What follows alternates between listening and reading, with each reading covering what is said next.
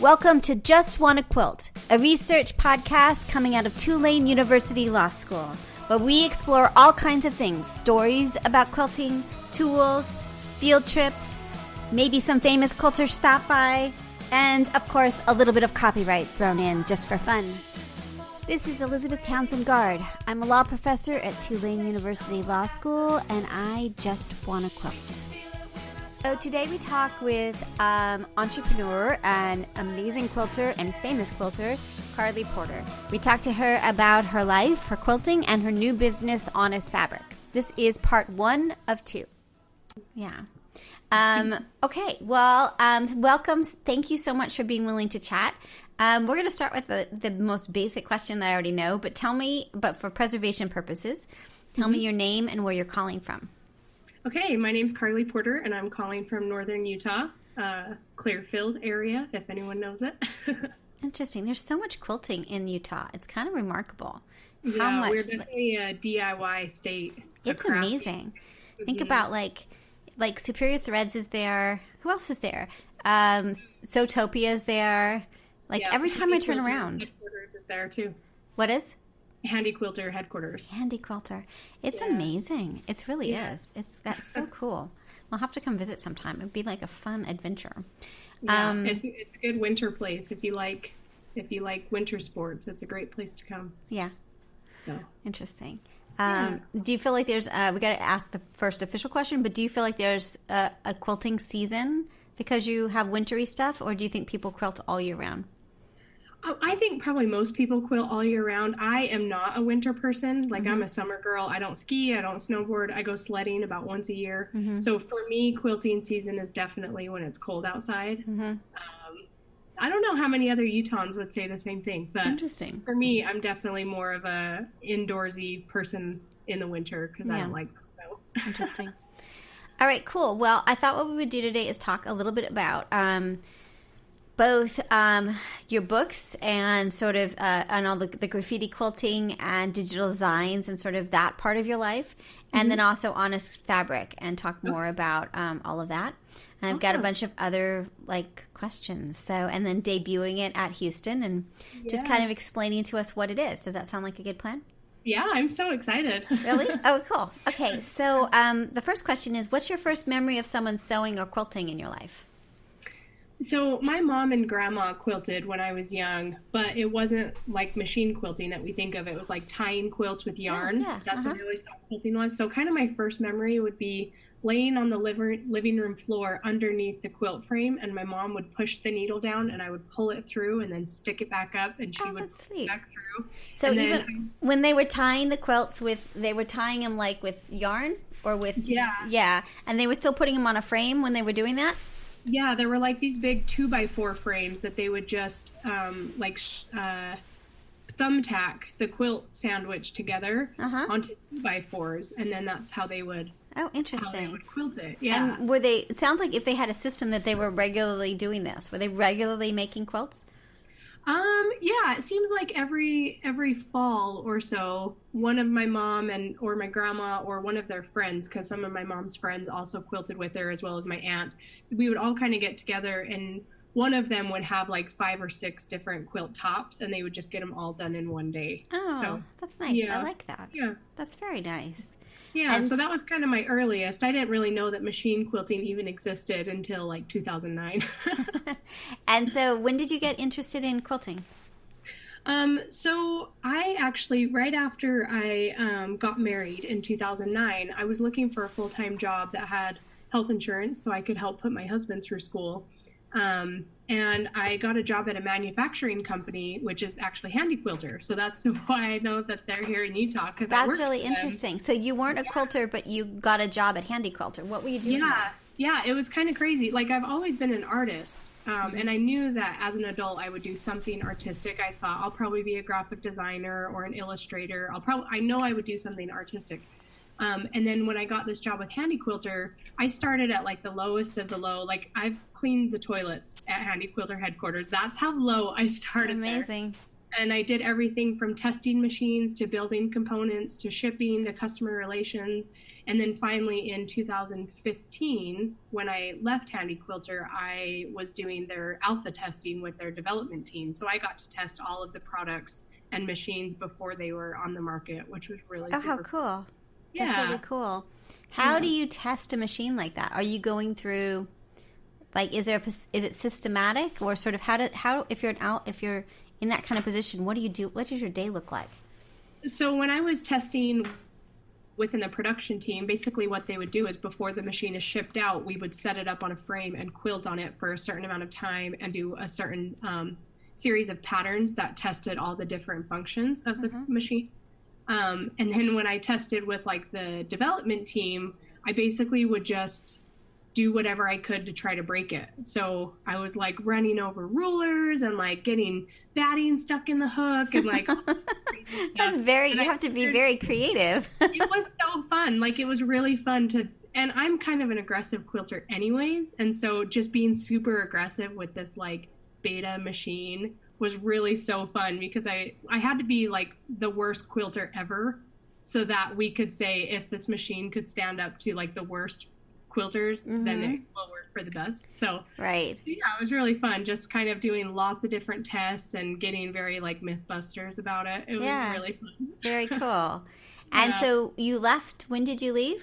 And did you start quilting? Did you always quilt for your job then, or were you also quilting at home as like, was it always like a profession to you, even though?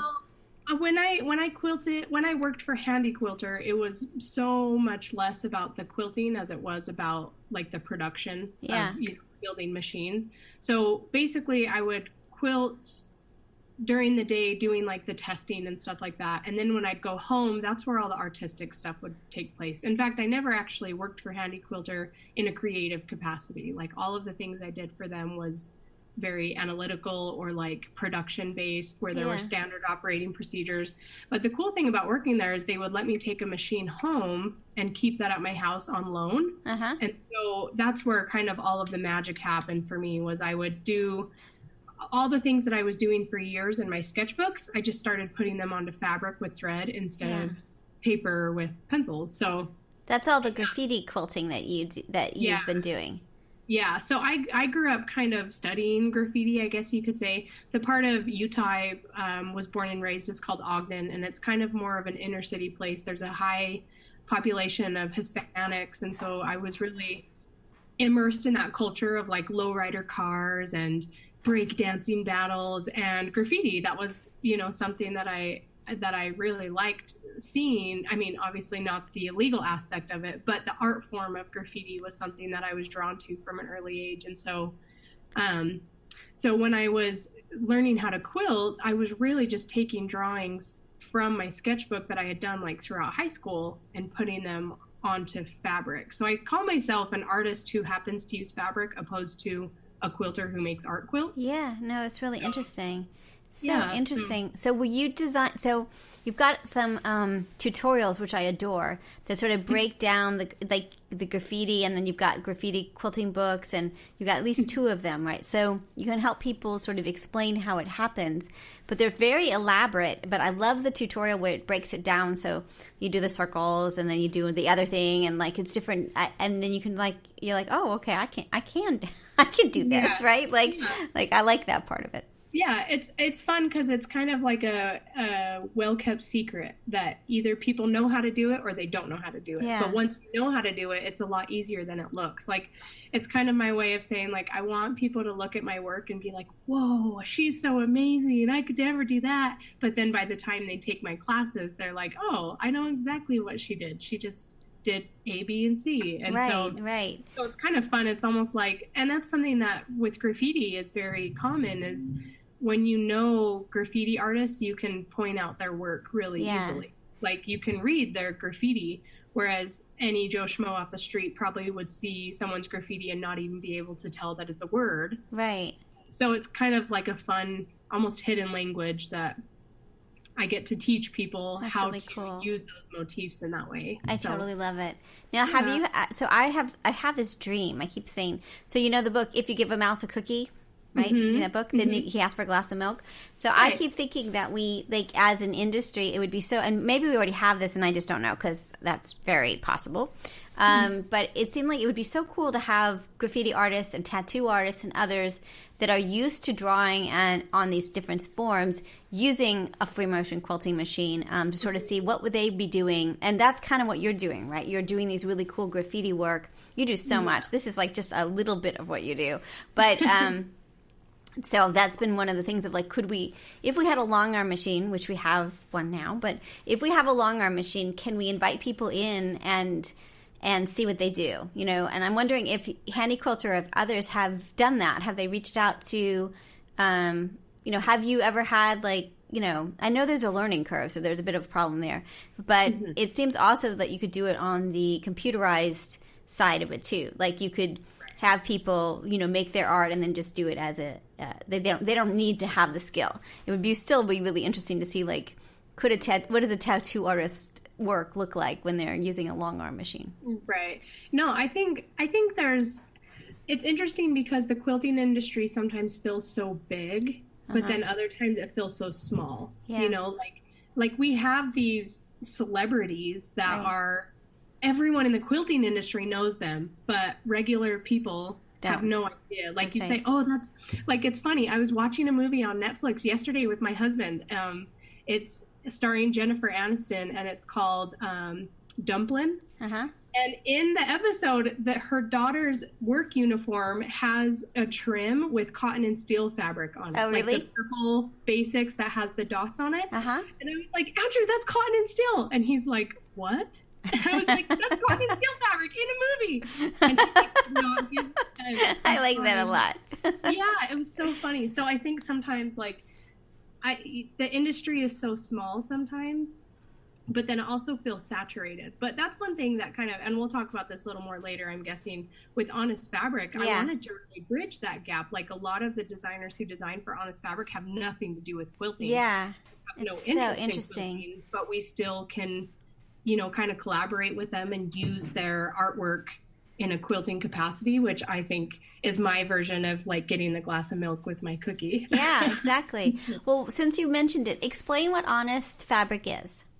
So Honest Fabric is a collective fabric company based on custom printed quilt tops. Okay, and so let's pause for pause 1 second. First, what do you mean by collective? In what way is it a collective? So I want to consider it more of a community than a company. Okay. So technically, my husband and I founded the company, but really it was based on the idea of kind of a collective mission. Yeah. Like, it was kind of, because it just barely came out, it was kind of like my love letter to the quilting industry. Like, I feel like my personal business has blossomed into this place where now I wanted something that could lift up other artists like myself. I wanted something that could be more than just my own company, something that I could help other artists to be self-reliant.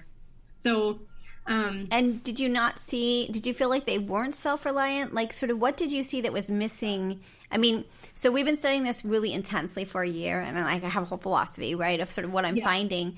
But what did you see that, like, when you create a new company, usually there should be like market failure or that it's not there yet. And sort of what did you see that wasn't there yet in terms of creating the company?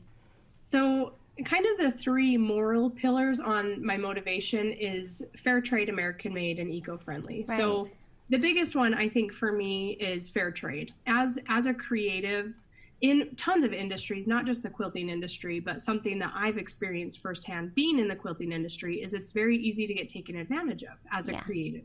It seems like there are so many people who are willing to do X, Y, and Z for notoriety or for kind of the stars in their eyes, where that's hard because it lowers the tide for all of the artists who are attempting to make a living while producing artwork. And so that's the kind of conversation we're having with pattern makers of if you give away a pattern for free versus and the internet and the valuing your work and valuing you as an artist, that it's becoming harder and harder because people see it as just sort of, well, I could get that anywhere, and so why would I have to pay for it, right? Right. Well, and see, and that's kind of the double-edged sword, is I think if you're producing work that anyone can do, then don't be surprised when someone gives it away for free. I like that. People would say to me a lot, like graffiti quilting, for instance, I've been knocked off more than once. Yeah. People saying like, oh, look at this new style I came up with. And I'm like, okay, that's just a watered down version of graffiti quilting. Yeah. But like, I want my work. Sorry, I'm going to stop you there for a second. So how did that make you feel sort of when you, I mean, obviously techniques are not, you can't lock up a technique, but it is something that you developed. And so how did you deal with that both practically and sort of psychologically when you saw other people claiming it as their own? I dealt with it internally, I guess. Yeah. You know, I'm not the kind of person who looks for vendettas. I'm not the kind of person who, you know, it's such a hard place because I think as a creative, we want people to like our work. We want people to appreciate it and we want it to be seen, right? Right. We want our work to be seen.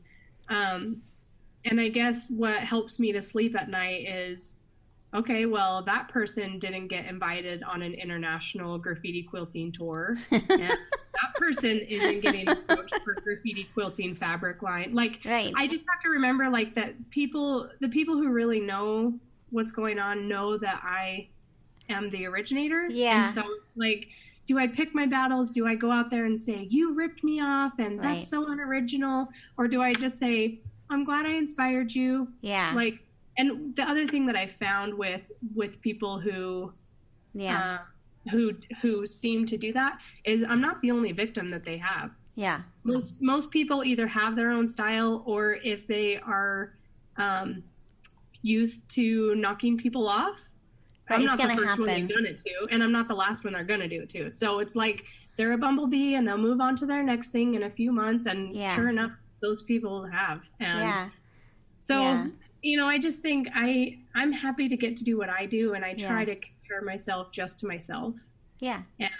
And luckily I've had a lot of support that people know, and they'll tag me in things and say like, do you know this is happening? And that kind of helps me to feel better that there are people out there kind of like batting for me. It's true, right? That's part of the culture of the community, that they kind of protect you in some way to be like, hey, that's not yours. Like, you know, don't be doing that. Like it's interesting to see that. People kind of get mad about sort of the copyright police, right? That these like people who are like, that's not appropriate. But I think every industry and every community kind of does have the people that are willing to say, hey, that's somebody else's. And just sort of what we're trying to do is give them tools to really understand sort of when it's okay and when it's not, right? You don't lock up. That's what I kind of tried to do with my work is graffiti quilting is so specifically unique that it's not happenstance that someone just happened to come up with the same kind of aesthetic as I did. Yeah. And so that gives me a platform. That gives me a place to say like, hey, it's kind of obvious. Yeah. But at the same time, I'm never the person to say, hey, that's pretty obvious. Luckily, other people have done it before. Come to bat. And the idea of graffiti quilting isn't locked up, but your particular style or sort of the way you do it or the selection, arrangement, coordination of what it is, that's what you're saying that people copy. That there's lots of ways to make graffiti, but you can obviously tell when it's yours because it's, I get it. Well, and really, honestly, with graffiti quilting, the thing that does protect me is like the copyright of the words. Yeah. So like if anyone else in the quilting industry happens to come up with a particular technique, they can't call it graffiti quilting since I published a book on it. So that's kind of nice too, is at least the brand recognition that has come with graffiti quilting is protected, and that kind of helps too. Yeah, interesting. Okay, so we have like 1,000 things. So hand letter quilting, tell me what that is. So that's kind of another bridge that I have just wanted to make for so long. Like I grew up, again, with graffiti. One thing that's very conducive is hand lettering, right? Graffiti is a type of lettering style. And so I've grown up kind of having this love for like the written word and for quotes and motivational sayings and stuff like that. And so when I started doing like custom printed fabric, it took me longer than I'd like to admit to come up with the idea that I could print my lettering onto fabric and quilt it. And now that that's happened, that's kind of where the hand lettered quilts comes in, is combining the artistic ability of hand lettering, again, putting it back into quilts. Because I feel like once you're a quilter, everything you see turns into, oh my gosh, that needs to be a quilt. That needs to be a quilt. And so I'm just kind of in the process of putting my hand lettering work into quilts, just like all the other artwork that I've done. So interesting, isn't it? So you've done a ton of stuff. So let's talk a little bit. There's no way to get through all of it. We're going to have to do part 2. So digital design. So because you've worked for Handy Quilter and you were thinking about, you do digital designs both for long arms and for machine embroidery. Am I right about that? Yeah. So actually digital designs, that was one of the first things that I did on my own in the quilting industry.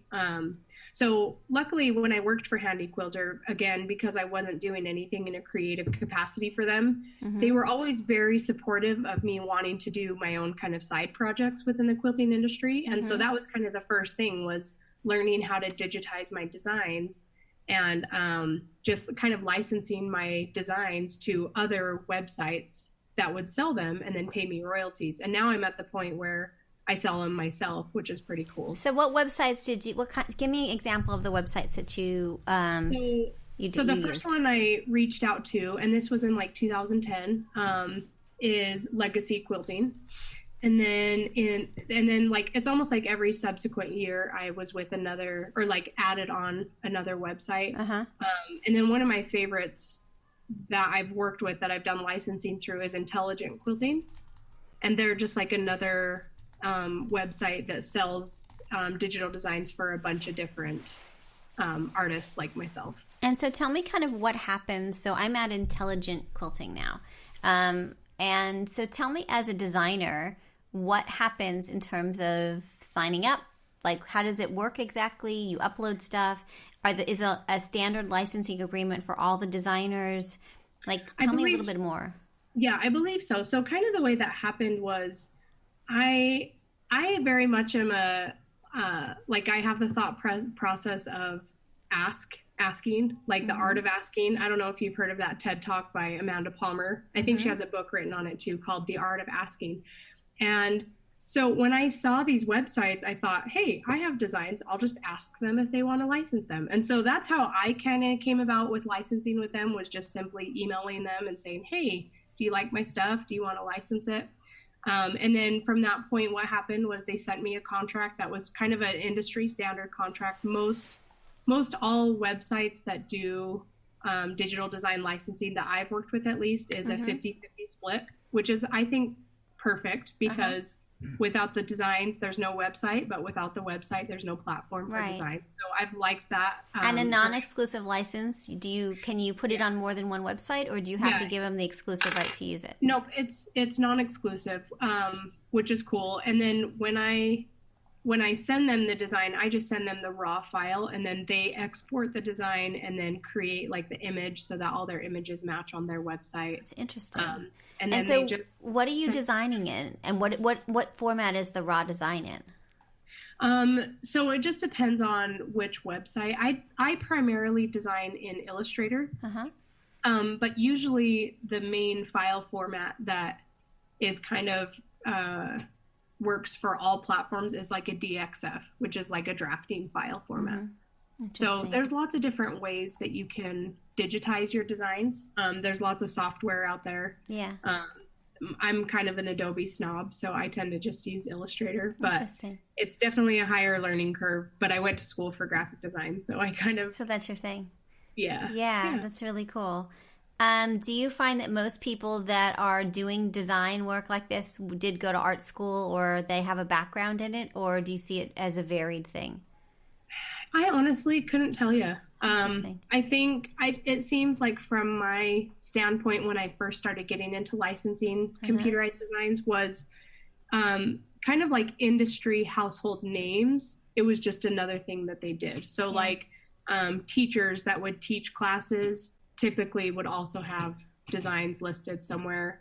So I don't know. I kind of make it a point to not do research or like recon work on other artists that do the same things as I do, just for the sake of keeping myself like authentic and honest. That's interesting and great for copyright. You're just doing your own just thing. safer to not be influenced by other designers who are working in the same realm as I am. Now, how do you feel about, so I'm looking at all the designs and they're awesome. Do you feel like, I imagine you're not registering these at the Copyright Office, your digital designs, that it's almost, they're very, like, are you concerned with someone else swiping your design in this way or not? Or sort of what's the, it seems like they're small, I don't know. Do you know what I'm saying? Like, there's one here that's not yours. It's like rainbow with hearts. So, like, you could potentially make also a rainbow with hearts, but, like, these are kind of almost consumable. I'm curious what your thoughts are about other people, like, the territorial aspect of creating the design. Yeah. So I kind of go back to what I do with all of my work is my kind of rule of thumb is I want to be so unique that if someone knocked me off, it would be obvious. Yeah. I don't go through the whole actual, like, on paper copywriting everything I create.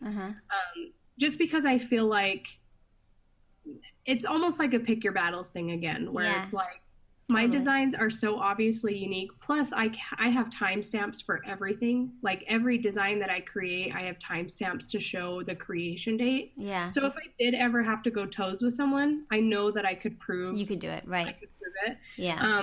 And there have been times that I've been, like, knocked off and I've approached the other person and said, like, hey, this is very similar. I'm not accusing you, but like, do you agree that this is similar? Well, and really, this only happened once that I actually, like, approached someone and they're like, oh, well, it's at least 10% different than yours. So that 10% rule is not a rule. You know that. That's like the dumbest thing, right? I know. But the thing is, the design that they knocked off, it wasn't anything like like, it was one of the designs that I did, but it wasn't one of the designs that I'm like, this has my soul in it. Right. You know, like, it was just kind of a generic, modern looking arrow type design that technically anyone with a drafting program could figure out how to read this sort of yeah. So I thought, if that helps you feel good at night, like, that's fine. You know, if that's what you need to support your family, if you feel like you can just take designs and change them 10% and that makes you feel good, then just consider this a donation. That's so interesting. I don't know. It's like, how many hours in the day do you want to spend battling people? So how much so can you make a living? Like, how much money can you make from creating these designs? I think that's such a gray area question. So, like, when I first started licensing, I remember the first royalty check I got for a quarter's worth of work. So, like, 3 months out of the year, it was like $19. And I remember thinking, like, I just got a check for $19. That's like, someone just sent me money in the mail. Right. And I thought that was awesome. And then as my library grew, it got bigger and bigger. And I started to really partner with these website owners saying, like, hey, I'm doing this particular series. Let's do, like, a promotion around it. And then my royalty checks would get bigger and bigger. And I remember telling my husband, he's a computer genius. I said, Andrew, why don't we just build our own website? And he's like, your last check was for like $26. That's not worth the money. And then as time went on, I started showing him these royalty checks, and he's like, and that's only 50% of the money? And I was like, yeah. And he said, okay, we got to build. Because you're becoming more and more popular and your royalty checks were increasing. Right. Interesting. But I mean, I had like 600 to 700 designs in my collection before I really started to gain traction. So there was a lot of hours put in. That's a lot. And then as my digitizing got better, now I'm at the point where I'll do like the most crazy, awesome, cool design, and I'll drop it on my Instagram and say, hey, this is for sale. And I'll sell, like a decent amount of copies in the first day that pay for, my month's budget of what I want to bring home each month. So that's amazing. It's gotten a lot bigger to the point where really, like, I like to think of my business as being like Batman and Bruce Wayne. Like, Batman is so crazy cool and he has all this cool stuff, but who's funding that? It's Bruce Wayne. Yeah. And so like in our businesses, we have to figure out like, what's the Batman? What's our passion in our business? Yeah. But then what's the Bruce Wayne that's going to like bankroll all of this? Yeah. And for me, digital designs really is my Bruce Wayne, that kind of, because I get those recurring payments and because it's a design that I can design it once and sell it 1 million times. Right. It's passive income. Over and over again. Yeah. And so now I'm at a place like with Honest Fabric, I was finally at a place where my bills are getting paid. So if I can start to look outside myself and start working with other designers to help them raise their tide, right, that's kind of where Honest Fabric came in. And really it was because of design, like digital designs, that afforded me the time to be able to really start looking at the bigger picture, which was cool. So interesting. Really fascinating. And that it is I mean, you still have the work, and, you know, making 600 to 700 designs is not, I mean, that's a lot of work. And making them so that people, you know, but it still is passive income, that once you do it, it's just there. And I mean, digital, I mean, that's just brilliant. It's really remarkable. Right. Yeah, it's awesome. And it's cool to be able to work with these website owners who, like, it warms my heart so much to, like, get emails that are like, thanks for these designs, they're going to do great. And, like, feeling like it's like two families helping each other. You know, like the owner of Intelligent Quilting, she and I are really good friends. And it's awesome that she'll be like, here's your royalty for the month. Like, you did so great. And I know that she's just as happy because what she paid me is what she also made off of me. Yeah. And that's so cool that, like, we get to kind of you're really in it together. Yeah. And I love that. It's a really nice, mutually beneficial relationship. I love it. I think that's really amazing. Well, if you get a chance, I would love to interview her and try to understand more on her side of what she's doing. Send her your way. Yeah, it'd be great. All right. So that is, I mean, as I said, we do not have enough time. We're going to have to do part 2.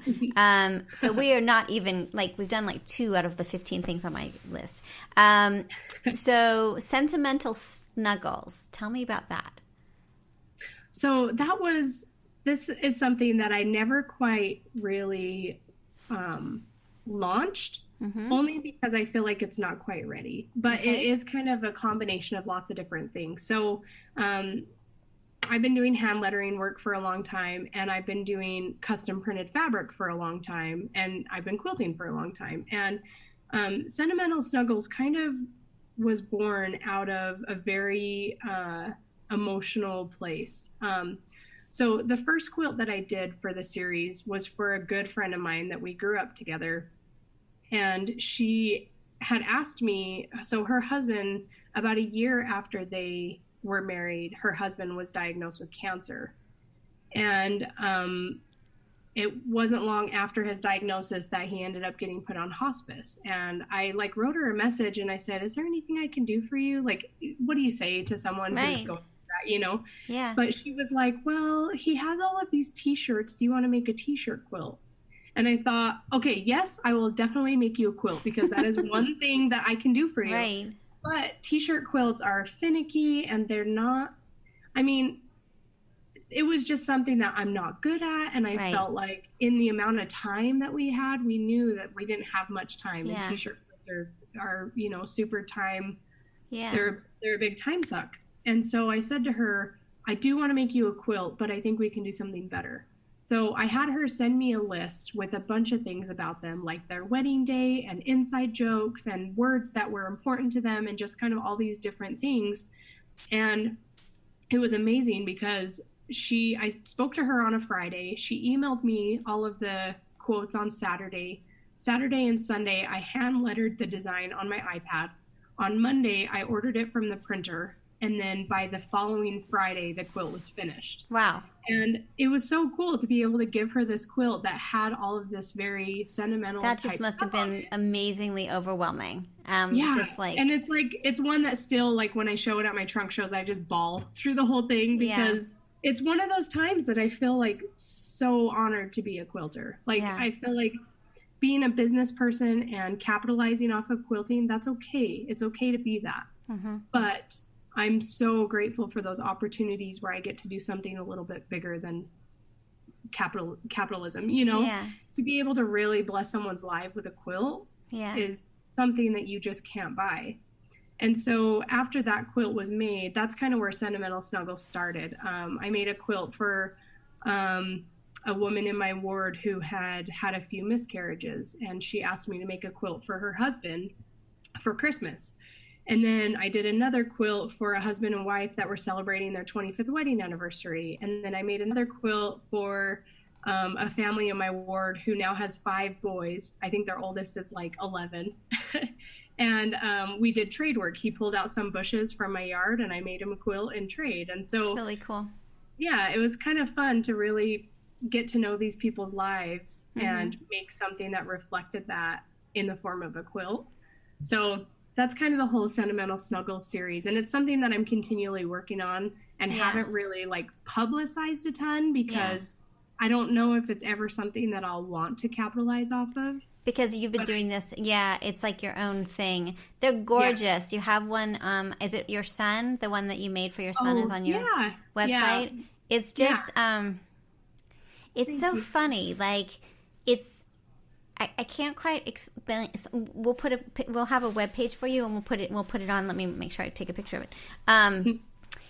It's incredibly moving. Like you know the Sean Kimber, Jackie Gearing kind of modern stuff that's like super moving. Like you feel like your breath is being taken away. This is the other kind of moving, right? This is the kind of like, Mike, you just feel like you're going to burst into tears because you're like, that is incredible. So that it's really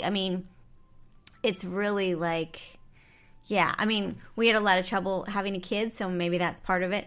But it is, it's amazing. It's just, you've really, it's really, really amazing. And so I can see that it's like a sacred, almost, it's like a sacred space, right? Like it's quilting at its kind of, its core, which is love. Like it's love and it's personal and so I can see why you're protective of it in that way because it's just, you know. I think sacred is the perfect word to describe it. And especially like this is something I kind of really delved into when I was in college. Like talking about the sacredness of quilts in general, like a quilt that goes on your bed and all the different things that happen on a bed, from the creation of a family to the bonding of a marriage to the nursing of a child to the snuggling of a sick baby to taking care of an old person. You know, like there's so many connotations of life, right? Quilt. All of life happens. Yeah. And so that makes me feel really good that you got that sense from totally that. Got it. Especially the one for my son. I also struggled to have a kid, and you know, to be able to share that and remember it, like all that stuff, right? I mean, that's what like hit me is like.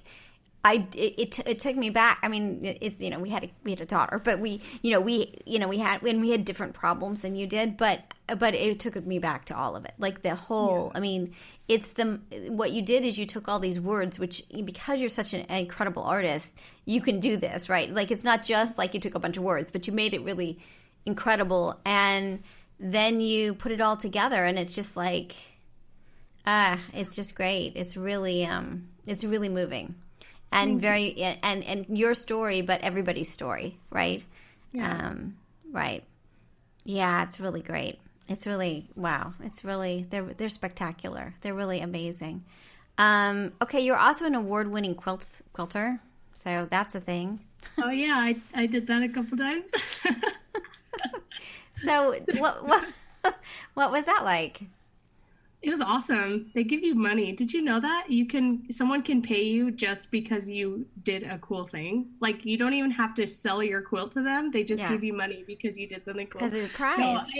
I started competition quilting in like 2010 just because, I mean, I'm number 7 out of 8 children and all of us are within an 11-year span. So like I know what competition means. And, that's what it means.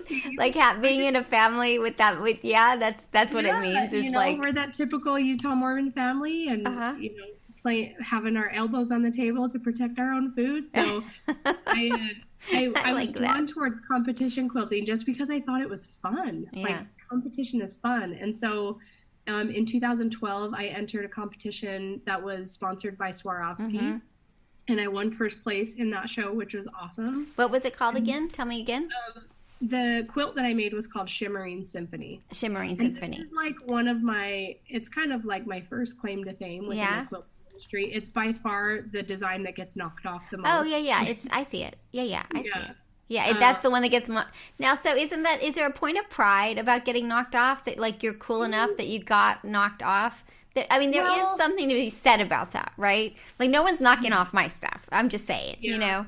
Well, and I think the funny part about it is, even at that point in time, I had like my ride or die people that when I got knocked off, they would show me like, hey, so and so did this, and then I even had a lady who like scoffed that the pattern cost $15. Yeah. And she got mad when she like bought the pattern and then emailed me and was like, I cannot believe this was a whole $15. And then she told me, she said, I could have just put my fabric on the screen and traced the design for free. And I had to be like, okay, first of all, that's called stealing, and it's frowned upon in society. But second of all, the $15 is not just paying for the paper that you printed. Right. Like, it's paying for the hours and hours that went into the quilt. Right. But I don't know. It's funny, but luckily it's one that when people see it, they know that I did it. And it's also cool because it's the quilt that non-quilters know. Like, I would have friends on Facebook that are not quilters at all. They would say, I saw your quilt. Somebody posted it and said, this is so cool. And it's like, they don't quilt at all. So that one is especially cool, especially because I feel like it kind of bridged the gap between quilters and non-quilters. Or it's also the quilt that non-quilters will send to quilters and say, hey, can you make me this? They're like, no. Yeah. So that was kind of cool. And I actually ended up using that quilt for lots of different purposes. Like now I have a custom printed quilt top where you can order that and quilt it. I've sold some fleece blankets with the design on it. And then I've also even taught an online masterclass where I teach people how to make their own Shimmering Symphony quilt. And some of those students have even gone on to enter those into competitions and win first place in their own competitions. So that's kind of really cool. And then last year I had a quilt in Houston and it won first place in the surface design category. And it got bought off of the show floor by the president of Baby Lock, which was super cool. Yeah. So that's now really he and I are like bros, which is awesome. That's very cool. And then just last month I had another quilt that won third place. Right. So, is it the Royal Huntress? Yeah. Yep. Yeah. The big design. Very cool. Yeah. Competition quilting is fun. And how do you quilt differently when you're doing a competition quilt? Maybe not differently, but more intensely. My quilting is the most dense and intense on show quilts. So it just kind of depends. And it's also the quilts that I do the most like embellishments as well. So like couching and beading and bobbin work and hot fix crystals and all that jazz comes out in my competition quilts. That's really cool. Yeah. All right. So insane. All right. Where's my list? I lost my list. I actually did lose my list. Where is it? Okay. So we've talked about lots of things. We've talked about graffiti quilting and digital designs. We talked about hand letter quilting, which is so incredible, and your sentimental snuggles, which is amazing. Disparity quilting. That's the one that won first place at Houston. Is that right? Yeah. Can you talk a little bit about that before we move on to Honest Fabric? Yeah. Okay. Yeah. So that's the one that was bought by Baby Lock. And it was so cool because I saw Steve Jeffrey, he's the president, and he was like, yeah, it hangs in our education center and everyone gets to see it. And that like makes me feel so good that not only did the quilt get bought, which is just cool anyways, but that it is in a public space that lots of people can enjoy it. Right. So that quilt, the idea behind it was a lot about like opposition, and which is why I named it Disparity, like having. So it's like a skull, and it's got like a lot of graffiti around it, and it's got and it's kind of rainbowy, and it's kind of horror, like there's a little bit of horror to the face, and it's also incredibly beautiful, right? Like it's got this weird kind of, it's a little scary and pretty at the same time. Yeah. Well, and it's funny because I think the demographic of quilters most of them say like, I don't like skulls. I don't like skulls. And it's funny, even one of my previous coworkers from Handy Quilter, he's this older gentleman, he saw the quilt hanging and he's like, oh yeah, that was cool, but I don't like skulls. And I said to him, I said, well, did you read the description? And he's like, no. And I was like, okay, well, that's why it didn't make any sense to you. But the idea about it was, for me, it was kind of my journey, or like my processing through the passing of my mother-in-law. Interesting. It was a design that I was working on, which, you know, I think a lot of people have like this stereotype, like, oh, my monster-in-law. But I adored my mother-in-law. Like I just loved her so much. And when I got married, she just really treated me like one of her own. And so when she passed away, it was hard, not only for myself having a relationship with her, but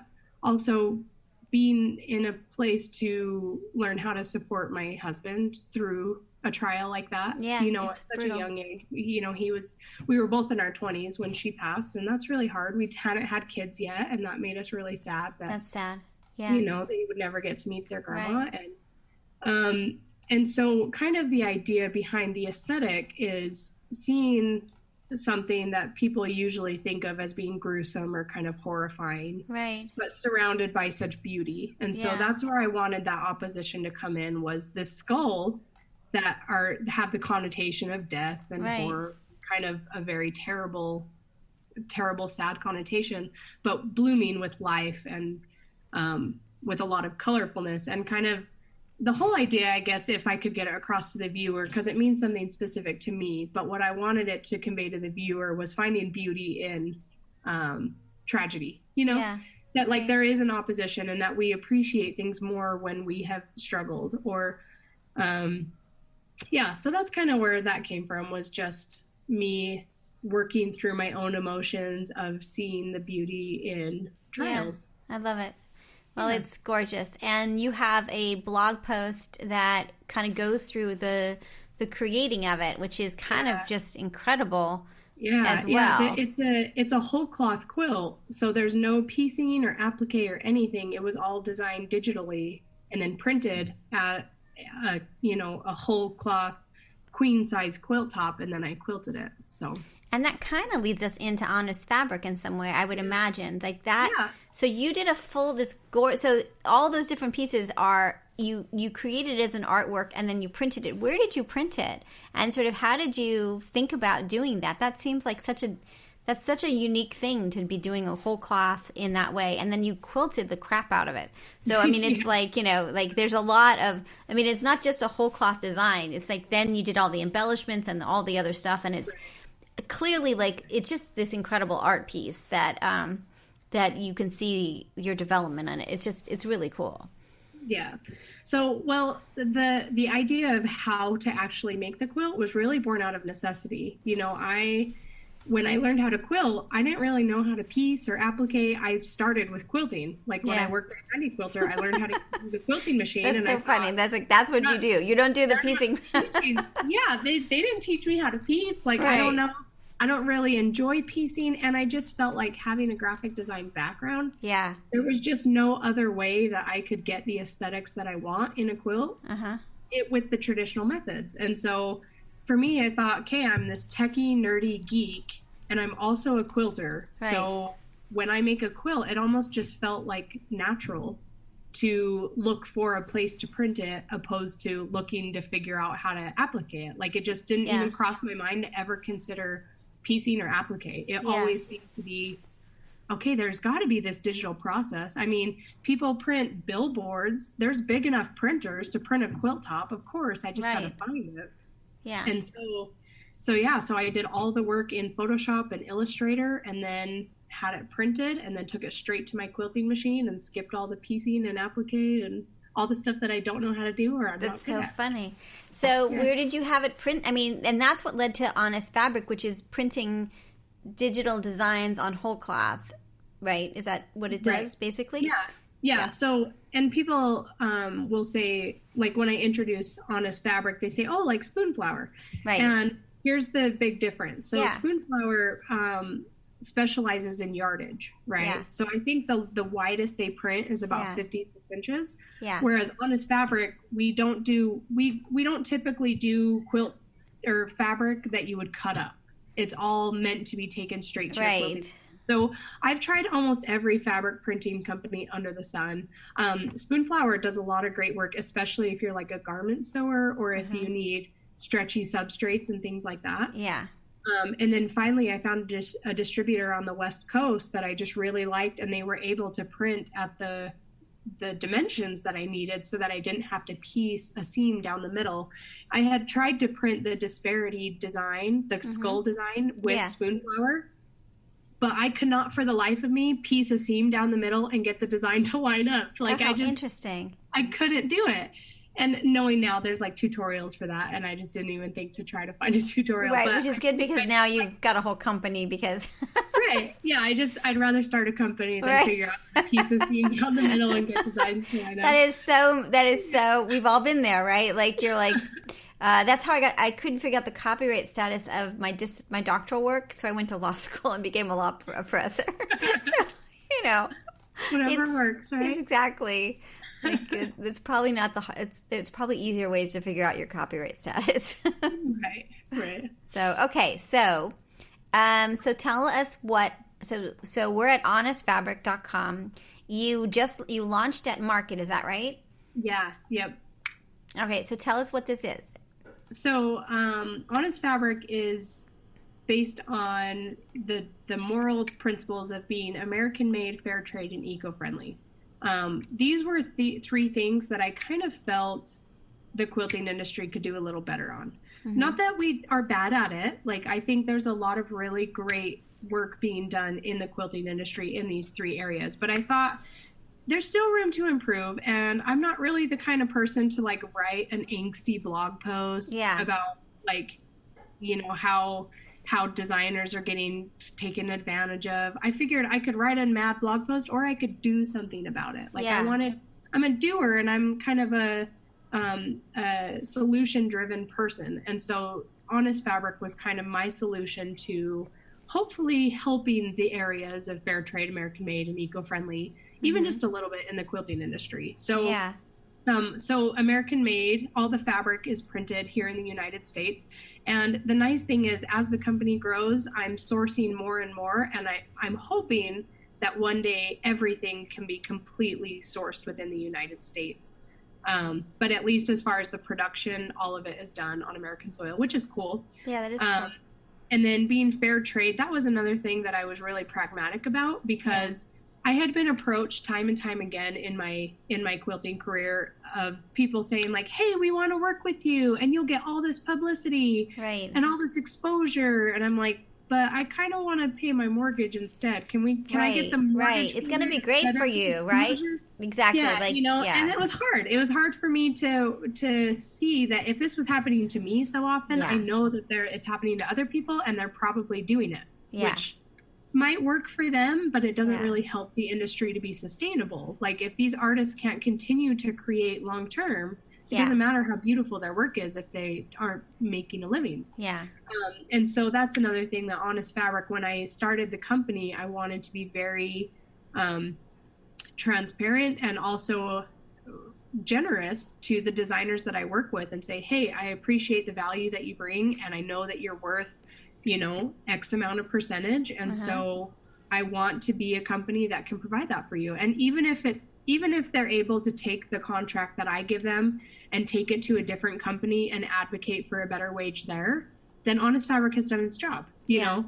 And so it was kind of just me wanting to help other designers become as self-reliant as I've been able to become. That's really interesting. Not that I'm like buying a yacht or anything crazy, but like I am very fortunate to be able to do what I love. You figured it out. Right. And you figured it out. Like it is, I'm really impressed. Like when it works, it's really impressive to see. Now, I think what's interesting about, so I'm looking at the site. It's very like hard to pay attention to what you're saying. No, I'm just kidding. But what you've done is, let me see if I've got it right. you've taken some of their designs, like you've worked with them. You're not just swiping their designs. Every artist has a contract signed. Every artist has a contract. And is it a non-exclusive contract? You're just having the right to reproduce the image in this context. You're not. So it's partially exclusive in that the only exclusivity that Honest Fabric asks for is fabric printed larger than 44 inches wide. Interesting. So if these artists wanted to do yardage with any traditional company, more power to them. If they wanted to make posters or like cell phone cases or wallpaper or wrapping paper or like whatever else they want to license, the only exclusivity we ask for is that they don't go to another custom printed quilt top company and offer the same design. So interesting. And who are the artists? Are they all well known? Are they like, how are you choosing the artist? And let's say there's some artist out there listening. Like, can an artist apply, or sort of how is it? What does it look? What is it like for you? So we kind of walk the tightrope between being an open arms company, but also curated. That's another thing that really bothered me about a lot of other custom printed fabric companies is anyone can upload anything and you're filtering through, honestly, like a lot of garbage to find good stuff. Yeah. I mean, no offense to those designers, but there's a certain level of quality that I wanted to make sure Honest Fabric maintained. I didn't want people to have to sort through a lot of kind of weird stuff to be able to find something they liked. So every designer is curated, but so if say you're a designer and you really want to offer your artwork as custom printed quilt tops, you can go to honestfabric.com, and in the FAQs, there's a link where you can submit an application, and we take those applications and just look at them at face value. I don't care if you have 100 followers or 100,000. You're looking at the art. What matters to you is the art. Yeah, that's all we care about is, are you producing good quality art? You know, I think that's another thing that in the industry has gotten a little saturated is everybody and their dog has a fabric line now. Because it's like a bucket list thing. Like I wanted a fabric line for a long time until I realized that I wouldn't be able to support my family and do it long term. I, like me personally as an artist, I kind of have refused to do it until it is mutually beneficial. And so, it's really cool. With the designers that we look at, it's all about, is there someone out there who would want this as a quilt top?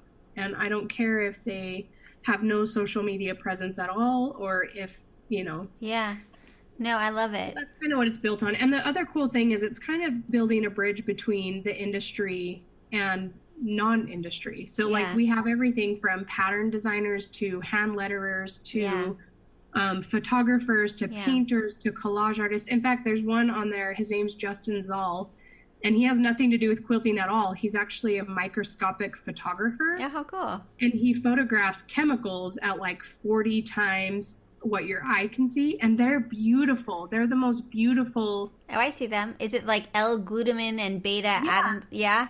Yeah, it's so really crazy. Cool. So he posted his work on the internet, and I just reached out to him and I said, hey, I think this would be an awesome quilt. Will you license your artwork? And he's like, sure. And so he probably will never have anything to do with quilting, but I saw his work and said, oh, this would make a beautiful quilt. And I also loved that it was really conceptual. So a lot of our artists submit things that are a little more conceptual, which I think is really cool to have a quilt. No, they're really interesting. And I imagine make really beautiful, if you're thinking about how big they are. So what about fan art? How do you feel about people...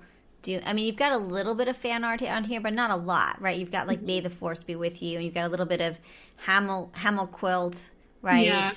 Just a little bit of stuff, but it's not overrun by fan art. Do you have a policy on that or thought about that? No. I mean, I wanted to make sure that Honest Fabric wasn't a filtration system. Like I want the designers that I do vet and curate to feel like they have a voice. You know, I don't want to be like, well, here's what the analytics say is going to sell this season. Here are the color swatches that are like, I'm not into that at all. I want artists to create for the sake of their work. And then if people want it as a quilt top, great.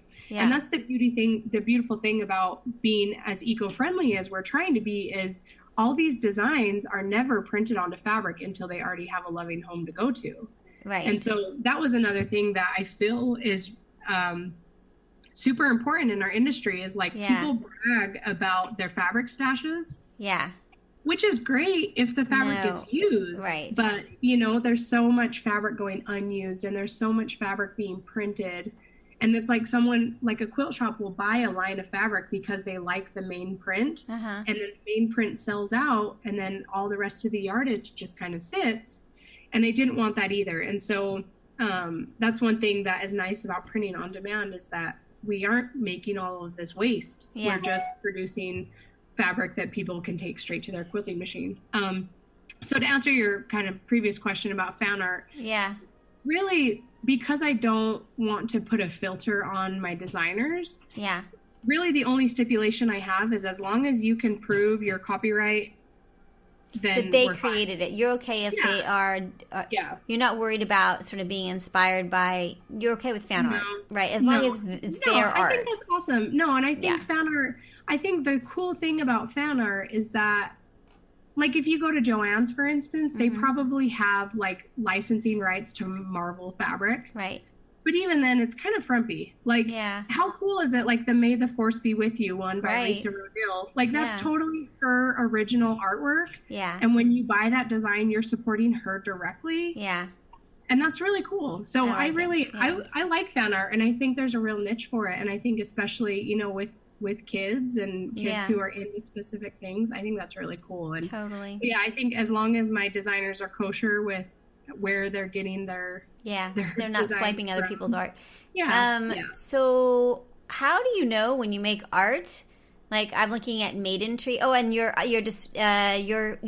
award-winning one is there. It's so cool. So how does it look in your new fabric thing? Like how does it look on? Because you probably didn't print it here, did you? This is a different print. Is it the same printer? No, it is. Yeah. So I've been doing research on printing companies for about 4 years now, and I've been essentially beta testing with this company that's printing for me for a long time. Like I really wanted to make sure that when Honest Fabric was at a place that I wanted it to be public, that I could stand behind the product 100%. So Disparity was made with the same printer.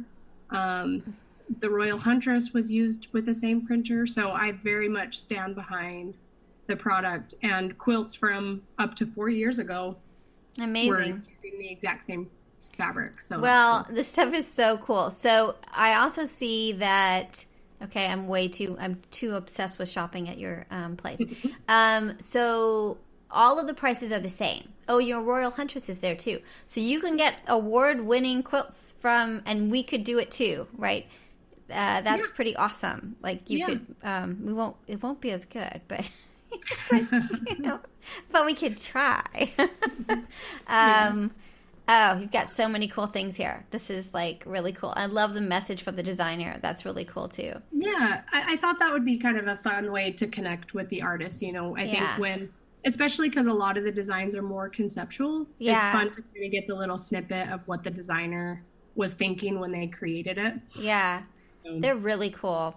Okay, so how do you know that a design's going to work at this big? Like, are you printing one? Like, how are you making sure it does it look weird? You know what I mean? So it didn't look weird. Like, how do you know that it's not going to look weird big? You know what I'm saying? You personally, like any design works big, making it bigger, or do you require them to have a certain sort of, I don't know, pixels or like, you know? Yeah. So do you mean, how do I know that it works logistically? Yeah, or how does logistics. It work the logistics, right. So are you, Yeah, so when designers produce work, I give them a specific set of parameters that the artwork needs to meet, including resolution. And so that way, when it's blown up at that size, it maintains the resolution. So it's just within like I have like this whole document welcome letter to designers that lays out all of the parameters that they need to meet. So for those of you listening, if you're thinking about submitting an application, it helps if you know what resolution means and pixel dimension and color modes. Yeah. But yeah. So it's nice because from the beginning, I tried really hard to have an organizational flow for the designers so that they knew exactly what they needed. So, so what kind of fabric are they printed on? So this fabric is actually a polyester blend. And I know that there's like a stigma with polyester. But I have to say, it's come a long, long way, even in just the last 5 years. I know that most people say like, oh, polyester from the 70s, it's gross and itchy and scratchy and high flammable. When I was in Houston, I was standing by my quilt in the exhibit hall, and I showed people a piece of the fabric before it was quilted. And a lot of them were like, is this silk or is this rayon? Like they didn't believe that it was polyester. So because I'm at the mercy of my distributor right now that prints for me, we use polyester. But because Honest Fabric is a very grassroots, you know, it goes back to my whole like mantra of self-reliance. Like I don't take out loans. My business has never had a loan. My cars are paid off. Like I'm very much about not having debt. And I run Honest Fabric in the same way. And I'm hoping that as we raise capital, in fact, like all of the designs that are listed under my name, so like my personal designs, I won't even take a royalty cut from those until all of the expenses for Honest Fabric. And so the goal is that I'll be able to ultimately take the printing in-house. And then at that point, I can source all my own fabrics. So I can source a cotton fabric or a silk fabric in addition to the polyester that we already print. And that must be a very expensive machine, I would imagine. Yeah, I thought quilting machines were expensive, but yeah, this is like a whole operation. But I'm confident and I believe in the product and I believe in the mission behind Honest Fabric, and I know that we'll get there. It's just taking time. But luckily, I love the product now. I think this particular polyester is beautiful. You know, there's hundreds of different types of polyester that all fall into that category. So I hope that people won't just negatively label polyester based on what they've seen and really actually take time to try the fabric. But it's beautiful and it's non-stretch and it is eco-friendly in that. And how is it to quilt on? What kind of thread do you use? It's so soft. It's so like the word that I keep saying is buttery. Like it's just so smooth. It has such a smooth feel to it. I love quilting on it, especially because it doesn't have stretch to it. It kind of stays put where you want it.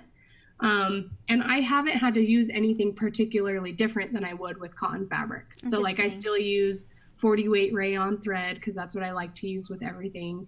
I use regular batting. I use cotton backing. Like it's not finicky at all, which is really nice. That's very cool. So, all right. So insanely cool. I really have to try it. It's so insanely cool. So how was market for you? Oh, it was awesome. It was such a whirlwind. Like, I feel like there was so much to see and so many people to talk to. And it was awesome because really launching Honest Fabric at market was kind of the perfect segue as I was talking to people, and I actually was able to talk to a lot of different perspective designers for Honest Fabric. Oh, so very cool. Yeah, so that was really cool, and we had a really good reception digitally. You know, we launched the Instagram and the Facebook page, and the website at that point was live and able to take sales, and so we saw some good sales come in, which was really great. I think the first round of royalty checks will be a really good boost for our designers because so far we haven't cut royalties yet. Yeah. And so I think when we get to that point, there will be just like this whole uplift of artwork that we'll be able to bring in because the designers will start to see some of the fruits of their labor. So do you think that these will ever, that quilt shops, will you do wholesale to quilt shops or? Yes. Yeah, so actually, and this isn't like super public yet, so you're hearing it here first, people. We got a scoop. But yeah, so that's been one of the amazing things is when we started Honest Fabric, because of the quantities, like I couldn't promise my distributor any specific quantities. Yeah. And so I had to basically lock in at certain prices. But now that we're starting to hit quantities, we're able to unlock prices that hopefully soon we'll cut in a margin big enough for quilt shop owners. So as of right now, Honest Fabric is just direct to consumer straight from the website. And then hopefully very, very soon in 2019, we'll be able to announce very cool. that we'll start taking wholesale accounts for quilt shops. And of course, there will be minimums just like any other wholesale order.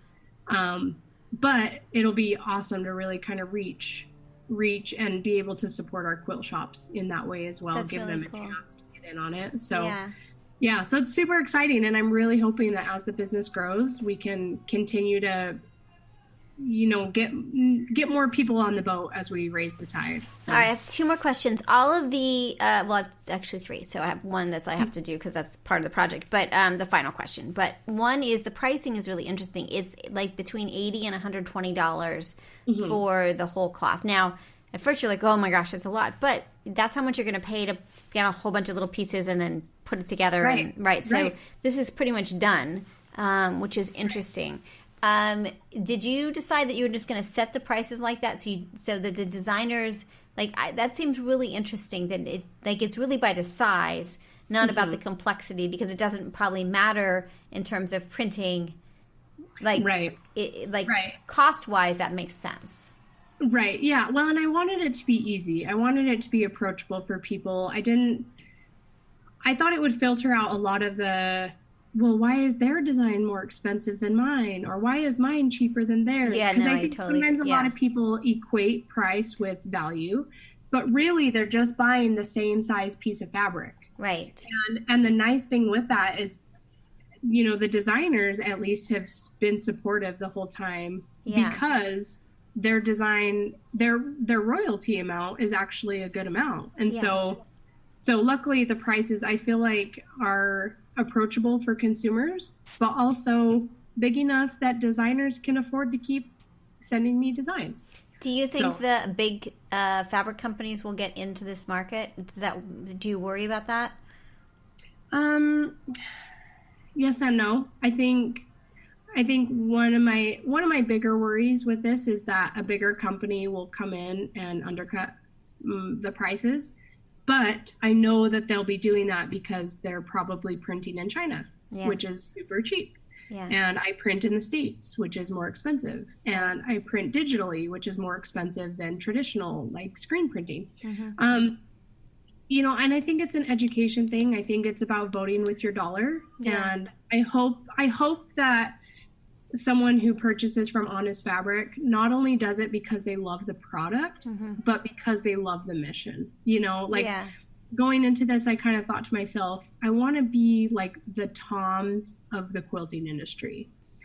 Like when I bought a pair of Tom's shoes, I was like, these are not worth $50. But the fact that $50 is not only paying for my shoes, but for a pair of shoes for a kid in Kenya, like that's what I bought into. And now I love the shoes and I would buy them again, but especially because I know that this is more than just about shoes, you know? Well, and I want people to see this as more than just about fabric. It's about supporting locally. It's about not contributing to the waste that we see in the world. And it's about contributing directly or as close to directly as possible with our designers, with the people who are pouring out their soul into their work, really supporting them directly. And so, you know, I kind of felt like the price point was perfect because you're right. Yeah. You could buy $200 worth of yardage and then also spend 50 to 60 hours piecing a quilt top, or you can spend 120 and take it straight to your quilting machine. So, so interesting. Not to say that piecing isn't bad. I think it's just an alternative. It's just a different thing,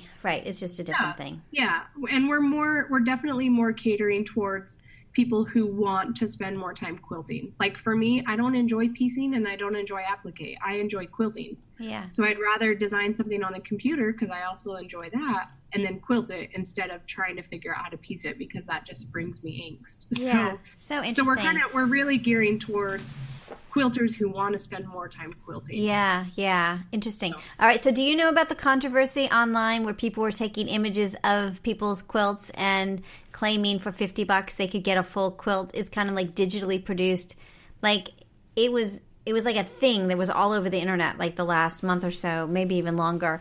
And then it turned out it was just a fraud scam to get people's credit cards. Do you know about this? I haven't heard about that directly, but it's sad that I'm not surprised. Yeah, so they're taking like really famous quilts, like, you know, the elephant one. and others, and then saying, hey, the best one was, Cherry would challenge with the Van Gogh. They took they took a picture. I love this one. They took a picture of small ones that were all together and then claimed it was a quilt, right? But you could see like between them. It was very ridiculous. Anyway. Like the photograph of them hanging in the exhibit where you can see. Yeah, it was outside, but you could kind of see like the tree or whatever behind it, like, right? So it wasn't a full quilt, and they were claiming it was. So, and then you would put your credit card number in, and there was a credit card fraud.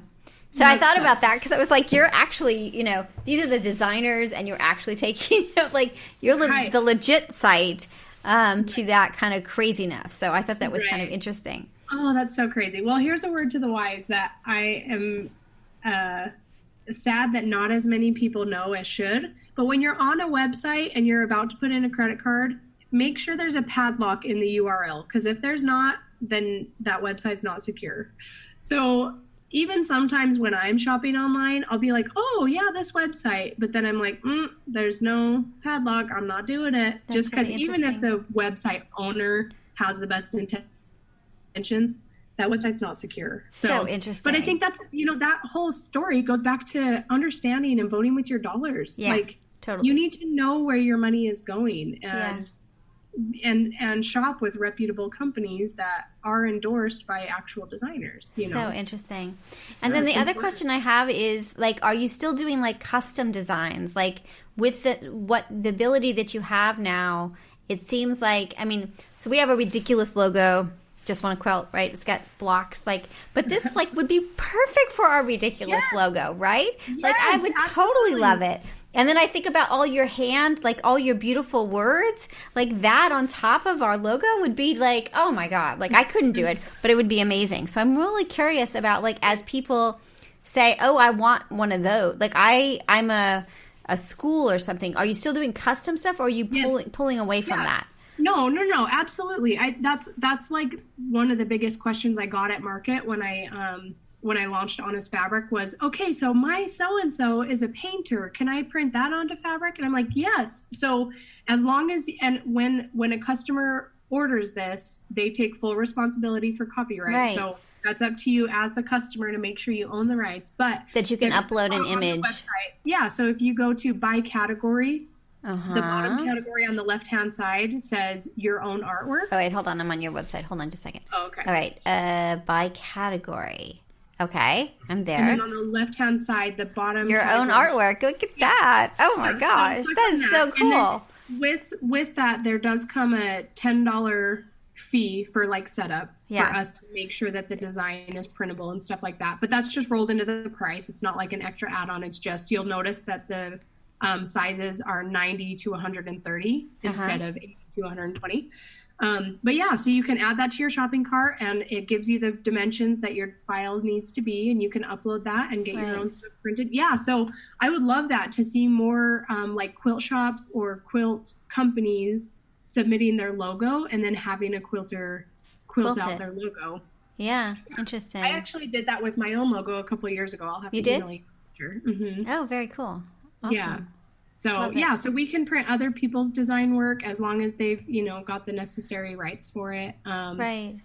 It's awesome. And it's kind of cool because even a couple of the designers that are on Honest Fabric started that way. They're like, hey, can you print this? And then I'm like, this is amazing. Do you want to be a designer? Right. Oh, that's and very so that's cool. kind of cool. Yeah. And the other cool thing is having those designers on the website makes them more accessible to the customers. So if you see a design that you love, but you don't necessarily like the colorways, you can easily reach out to that designer and say, hey, I love this design on Honest Fabric. Can you do it in these specific colors?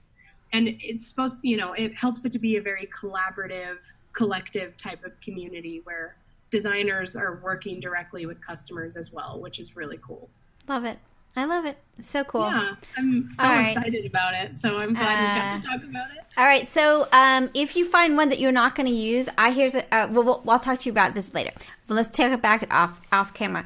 I think you're amazing. I can't wait to watch you grow. You're spectacular. I just think it's very, very awesome. We just got an embroidery machine for the project, so we're going to have to download some of your embroidery things and experience that. And I just would love to have you on again and just keep listening to, like, watching you, and you're very cool. You just got a lot of really cool stuff going on. It's really amazing. Thanks.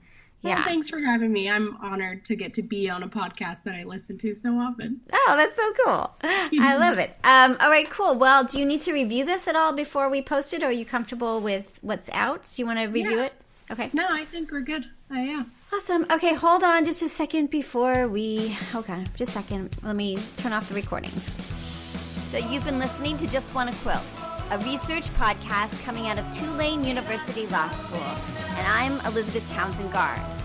If you like this podcast, keep listening. Also, we have a Facebook group. Come join us. We talk about a lot of things. We also have an Instagram account. And of course, most importantly, I really hope you get a chance to quilt today.